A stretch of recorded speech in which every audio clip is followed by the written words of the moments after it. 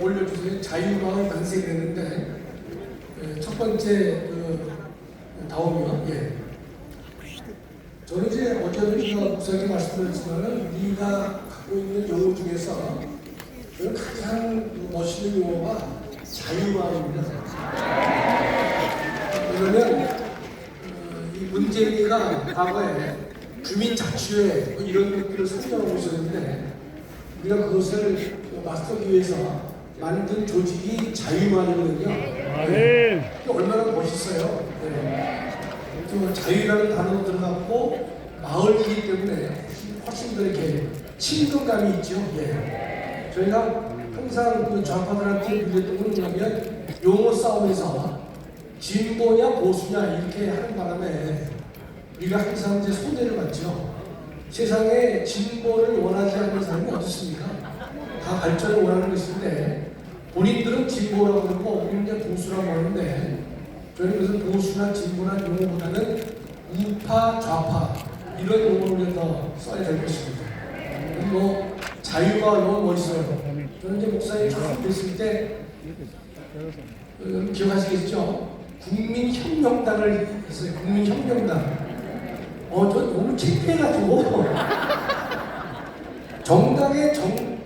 정당을 전혀 제가 무시하고 살았었는데 처음 가입한 정당이 국민혁명당에서 허경영이의 그 정당이라고도 좀 비슷하잖아요. 그래서 이게 참 너무 제가 힘들었는데 그래도 이제 지금은 이제 자리를 잘 잡아서 자유통일당 너무 좋아요. 근데 기저귀를 내려놓으면 결과는 항상 좋습니다. 목사님 들으셔야 되는데 지금 딴 얘기 하실 것 같은데 지금. 자, 다음에 그럼 마두로가 이제 체포가 됐는데 미국이 이 인륜 범죄를 처단한 예가 있는데요. 첫째가 뭐냐면 1990년 노리에가라고 있어요. 노리에가 이 파나마의 독재자였습니다. 파나마의 독재자였는데 이때 이 노리에가를 체포한 사람이 아버지 부시 대통령입니다. 부시 대통령. 그래서 저 인간을 체포해가지고 미국에 데려왔습니다. 미국 법정에서 징역 40년을 선고했어요. 그랬는데 이 수감 생활이 좋아가지고 30년으로 이제 낮춰줬는데 결국 뒤에 한번 나오겠지만 노리에가는요 자기 고국 파나마에 들어가서도 대접받지 못하고 옥중에서 사망하게 됐습니다. 마두로의 운명도 제가 볼 때는 거의 뻔하다고 생각해요. 두 번째는 아들 부시는 여러분 기억나시겠지만 사담 후세인에다가 죽였죠. 9.11 테러에 보복이었었는데 세 번째는 여러분 잘 아시다시피 오바마 대통령이 이 파키스탄에 숨어있던 빈 라덴을 살해했습니다. 이게 세 번째 사건입니다. 네 번째가 이번에 이제 트럼프 대통령이 마두로를 이제 체포하는 것이죠. 우연인지 몰라도 여러분 노리에가 파나마의 독재자 노리에가를 잡은 날이 1월 3일이에요. 그랬는데 이번에 마두로도 1월 3일을 했죠. 너무 우연이겠지만 36년 만에 이루어진 쾌거입니다. 좌파는 마두로 체포를 가지고 했는데 미국이 근데 제국주의에 어쩌고 쓸데없는 얘기 하는데요. 마약은 한 국가의 범죄가 아니라 인류의 범죄입니다. 그래서 누구나 다 체포할 수가 있는 것입니다. 다음이요. 저희가 이 현상금 중에 500만이 아니라 5천만 달러인데 한국 돈으로는 723억입니다. 마두로에 걸린 그 몸값이. 근데 이것도 계속 늘어났어요. 2020년도에는 1,100달러, 1,500만 달러, 또 2015년에는 2,500만 달러. 이 금액이 올라가다가 작년에는 5천만 달러가 늘었습니다.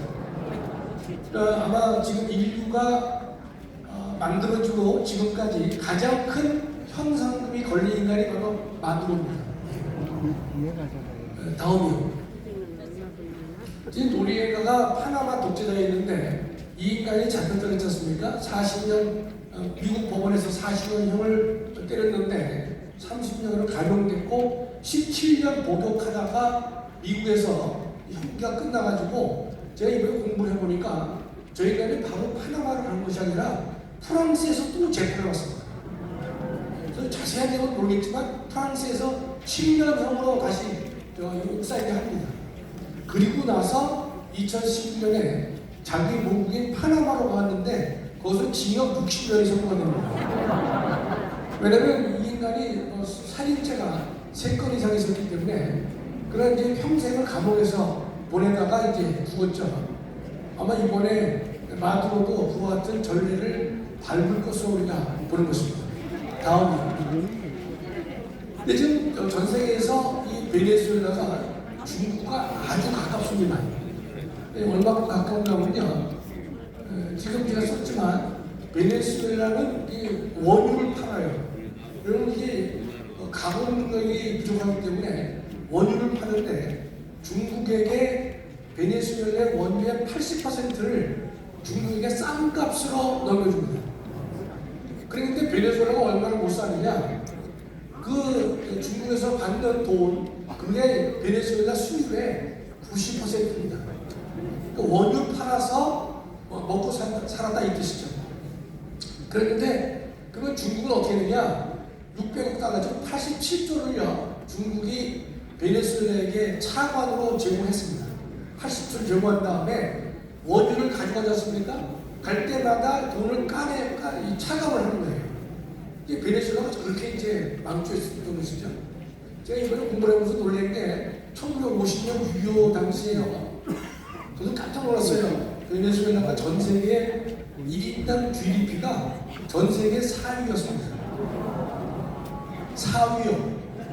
근데 지금 6.25 때니까 지금 한 70년, 80년 이상 됐는데 나라가 망하기 시작하기 때문에 망조가 들어가지고 베네수엘라는 세계에서 가장 못 사는 나라로 전락했는데 1950년에 전 세계에서 1인당 GDP가 4위였던 4위.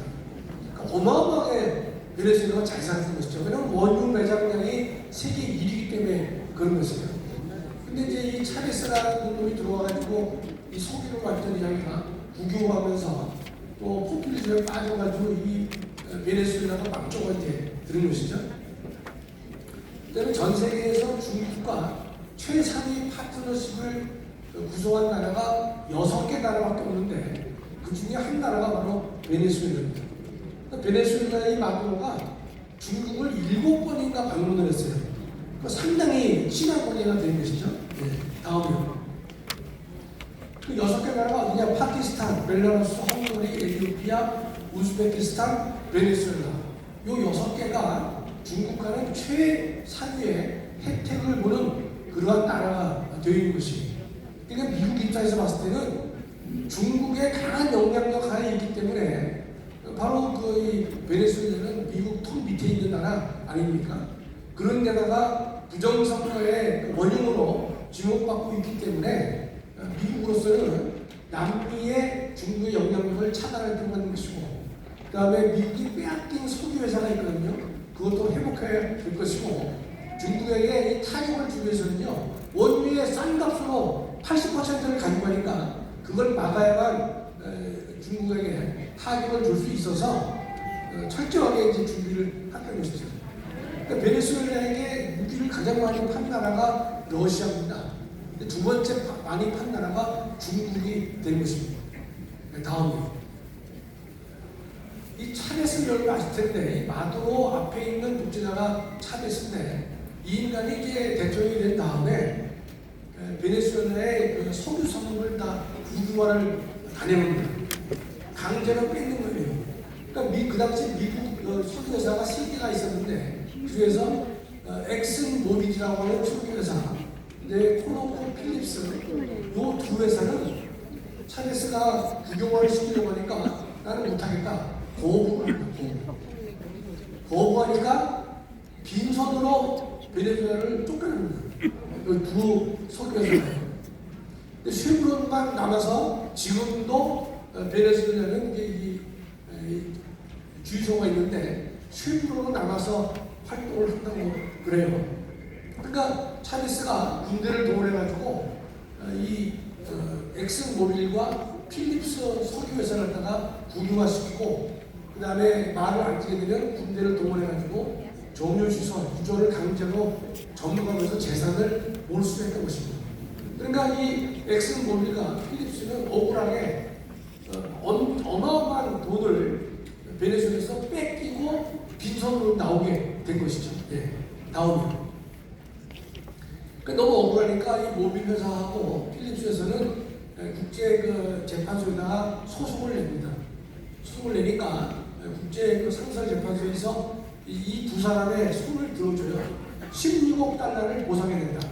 엑슨모빌한테는, 그 다음에 필립스한테는 87억 달러를 줘야 된다. 이렇게 판결을 내리지만은, 그러나 베네수엘라가 돈이 없잖아요. 돈이 없으니까 실제로 이 돈을 현금으로 바꾸지 못하는 것입니다. 그러니까 법원은, 국제상설재판소는 이 정도 금액을 보상해야 옳다라고 판결을 받아냈지만 실제로는 받아낼 게 없단 말이죠. 베네수엘라가 못 사기 때문에 그런 거예요. 그래서 뭐 2조를 뭐 할부로 받은 바가 있다고 했는데, 자 다음이요. 이번에 트럼프 대통령이 수십 조를 이제 다 받아내야 되겠다. 네. 그럼 두 가지 방법이 있어요. 하나는 미국 내에 있는 베네수엘라의 대형 정유회사가 있는데, 그게 시티코라고 하는 이제 정유회사가 있는데, 여기서 이 트럼프 대통령은 베네수엘라 보니까 이걸 강제 매각해가지고 8조 정도를 근데 보상을 해주려고 합니다. 이게 첫 번째 방법이고, 두 번째는 베네수엘라의 유서를 직접 접수해가지고 관리하고, 근데 이제 실제로 미국이 정유의 원유 갖다가 정제해서 팔게 해준다면요, 베네수엘라한테는 훨씬 더 도움이 됩니다. 세계 최고의 이 소비를 가지고 있으면서 세계 최고에서 못 사는 나라로 전락됐다는 게 이해가 안 되지 않습니까? 그러니까 이번에 트럼프 대통령이 아마 직접 베네수엘라의 유전을 접수해가지고 그동안에 못 받은 돈도 다 한꺼번에 받으려고 하는 것입니다. 예. 다음이요. 두 번째 제가 간단히 좀 보고자 하는 것은 뭐냐면 배신의 DNA를 도려내야 된다. 대한민국에 배신자들이 참 많은데요. 지금 보면 여러분 이 박근혜 대통령 당시에 보면 첫째 배신을 했어요. 상당수가 이 인간들이 탈당을 했죠. 다시 복당을 했어요. 봉합을 했어요. 그게 누굽니까? 유승민, 김무성, 이준석, 오세훈, 본성동, 하태경, 김성택 이런 인간들이 했는데 탈당해가지고 복당해서 했는데, 그다음에 이제 황교안 그 양반이 천추의 한이라고 해서 저런 인간들을 다시 받아줄 게 내가 정말로 잘못된 것이다. 저걸 배제하고 왔어야 되는데 할 수 없이 끌어안은 것이 잘못된 것이다. 요새 문제가 되고 있는 이해도 있죠, 여자. 그죠? 서초감에서만 3선 국회의원을 했습니다. 근데 박근혜 대통령 당시에 고무신 거꾸로 신는 인간이 저 인간입니다. 배신했죠. 저런 배신의 역사를 그대로 내버려 두니까 계속해서 배신이 이어지게 된다, 이런 뜻입니다. 결국은 박근혜 대통령이 근데 뭐 대통령으로서 부족한 면도 있을 수 있잖아요. 모든 대통령이나 완벽한 것은 아니니까. 그러나 그래도 우리가 뽑은 대통령을 우리가 배신해가지고 끌어내리는 것은 결코 허용돼서는 안 된다는 뜻입니다. 그런데 한번 배신을 했단 말이에요.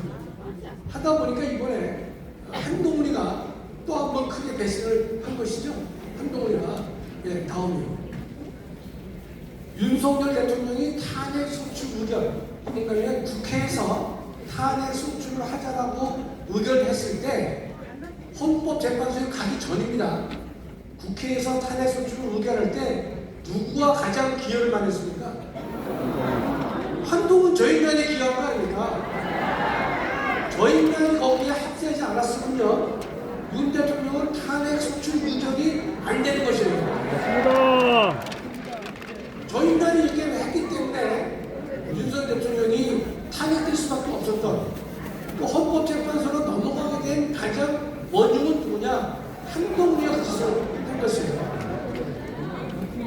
지금도 많은 이제 장도연 대표를 이 보수 언론도 공격하고 좀 생각이 있다는 놈들이 다 공격을 많이 해요. 뭔가면 내일 모레가 지방선거인데 통합으로 가야지 이 옥석을 가려가지고 가면 이길 수 있겠느냐?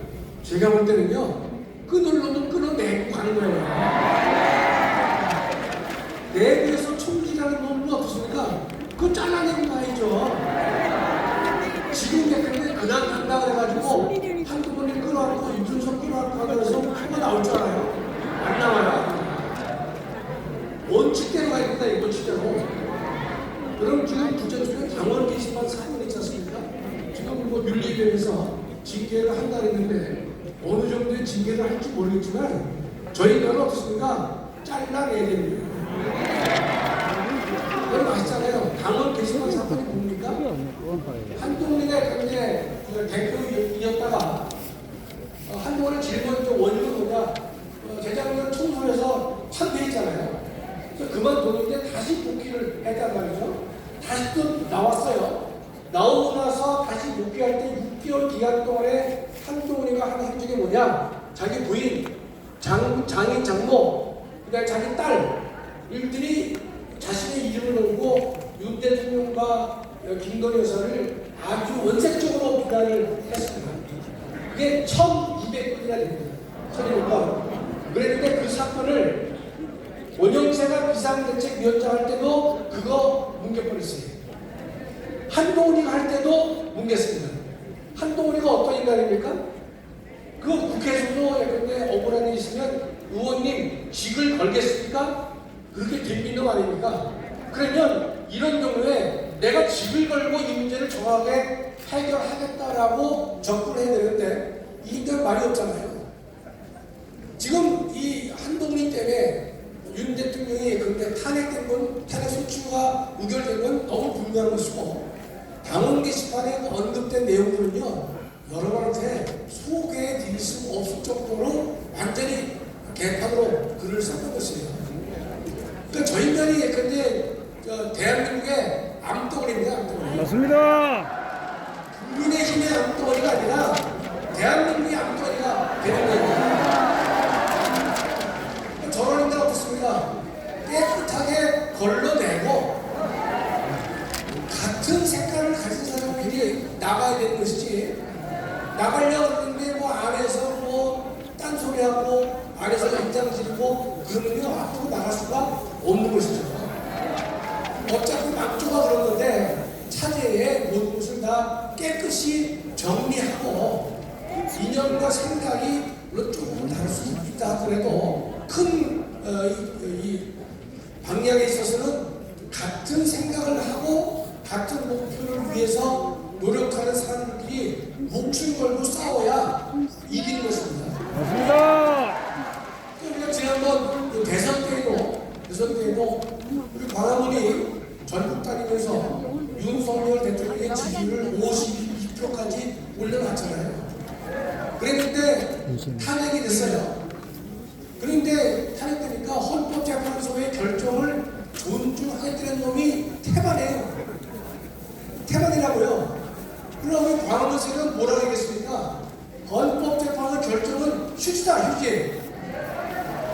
제가 휴지라고 얘기를 했잖아요. 조금 전에 우리 이동호 장로가 헌재 결정 관련된 얘기를, 물론 지금 재판 중에 한 얘기지만, 홍장훈이나 곽종군의 그 의견은 증거로 삼기에는 너무나 신빙성이 떨어지는 것이기 때문에 증거로 삼아서는 안 되는 것인데 그걸 마치 증거로 삼아가지고 윤석열 대통령을 다가 탄핵을 의결했단 말이죠. 제가 볼 때는 그건 휴지에 불과하다. 제가 그냥 말씀드린 것이 아니라 헌법학자 입장에서는 저런 식의 판결을 우리가 도저히 받아들일 수 없기 때문에 제가 휴지에 불과하다고 얘기를 한 거예요. 그러면 휴지에 불과한 헌법재판소를 상대로 우리가 힘을 합쳐서 싸웠더라면 지난번 대선에서도 이재명이가 결국 쉽게 되기가 어려웠을 겁니다. 그런데 기업을 사고해야 된다 그러니까 우리는 더 이상 아무런 공격도 갖고 있지 않은 것이죠. 우리가 옳다, 틀리지 않다 이렇게 어거지로 말씀드리는 것이 아니라 실제로 제가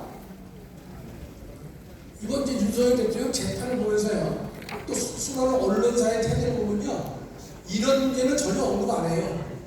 윤석열 대통령이 국회에 투입된 병력보다 더 많은 병력을 중앙선관위에다가 투입했다고 하는 것은 얘기하는 적이 없어요. 아니 얘기하는 적이 없다니까? 뭔가 일이 이루어졌으면 원인이 있을 거 아니에요. 원인이. 그러니까 윤 대통령이 바보라서 국회로 280명 가고 선관위가 300명 문의를 보냅니까? 바보가 아니잖아요. 부정선거의 의혹이 상당히 강하게 있기 때문에 이 문제를 해결하지 않고서는 대한민국의 선거가 개판된 것이고, 그렇다면 민주주의 꽃이 선거가 망가지고 있기 때문에 대한민국은 설 수가 없다라는 신념 하에서 더 많은 병력을 중앙선관위에 보냈는데 그 얘기를 말하는 인간이 없는 것이에요. 헌법재판소에서도 어떻습니까? 실제로 투표한 사람과 인명부에 있는 사람의 숫자를 맞춰보자. 그 안을 헌재는 어떻습니까? 거절했던 것이. 그 간단한 사건을 우리가 여러분 투표하기 전에 인명부에 도장을 찍지 않습니까? 거기 찍힌 사람과 실제로 투표한 사람의 숫자를 쳐보자 그랬는데 그걸 안 하잖아요.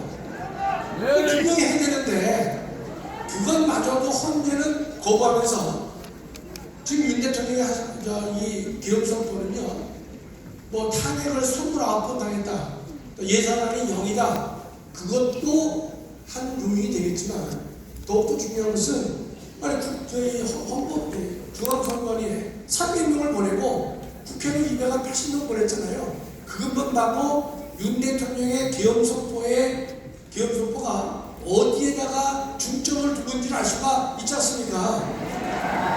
또 왜 계엄선포를 했겠냐는 말은 전혀 나오지 않고 중앙선관위를 언급하는 인간이 단 한 명도 없어요. 그러니까 제가 볼 때 이게 이 나라의 망토가 들었기 때문에 이런 일이 이제 발생하고 있는데,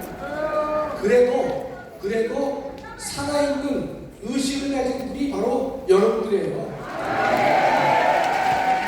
우리 광화문 총사령관 정광훈 목사님 계셔서 모시고 우리가 나가서 싸운다면 지금은 여러분 우리가 미약하다고 볼 수도 있습니다. 그러나 우리가 열심히 말씀 드려서 나간다면 반드시 승리할 것으로 우리가 보는 것입니다. 2019년에 목사님이 광화문을 처음 하셨죠? 그때 동조한 사람이 제 알기로는 30-40명밖에 안 됐다고 들었습니다. 그래 목사님이 단식하시고 뭐하시고 해가지고 그해 10월 3일 날 100만 넘는 사람들이 광화문에 모인 것이에요. 그러니까 총사하는 건 아닙니까? 지금 예컨대 다 이제부터 넘어간 것 같아도 실제로 넘어간 거 아닙니다. 우리가 정말로 하나님 의지하면서 목사님 따라서 일을 한다면 반드시 좋은 날이 올 것이다. 확실합니다.